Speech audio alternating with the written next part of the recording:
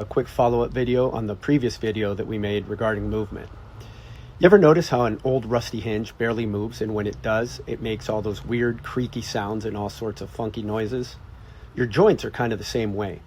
If you don't move them regularly, they get stiff, tight, and they don't function the way they're designed to.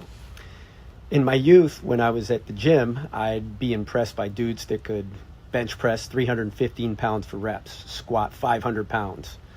Now, as a middle-aged man creeping up on half a century, I'm grasping to my youth for dear life. My goals have shifted, and now I'm just happy to put on my shoes without my body making all these weird noises.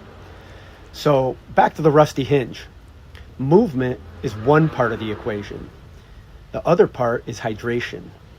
So, water is like the WD-40 for our joints and for our body. Our joints, our discs, muscles, and all the connective tissue in our body depends on water to stay healthy and stay mobile. So if we're dehydrated, if we're sitting all day in a compressed position, you're basically creating a perfect recipe for stiffness and for overall health disaster. So here's a reminder. A couple things you can do. Drink more water.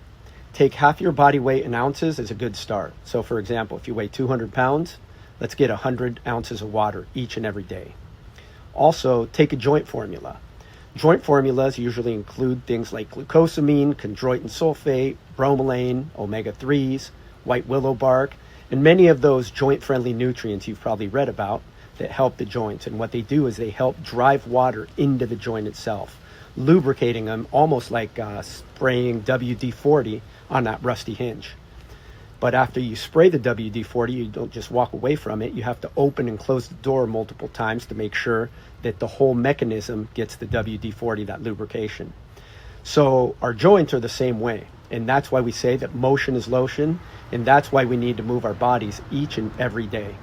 So get out there and walk, stretch, get up from your desk, do yoga, do Pilates, F45, bar, CrossFit, anything.